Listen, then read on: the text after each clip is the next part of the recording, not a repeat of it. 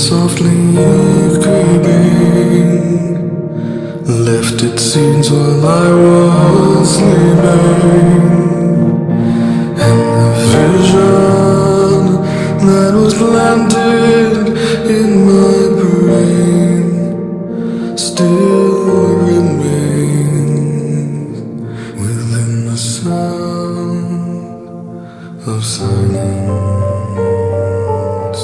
In restless dreams I walked alone, narrow streets of cobblestone, neath the halo of a street lamp. I turned my collar to the cold and damp, when my eyes were stared by the flash of a neon light that split the night and touched the sound of silence.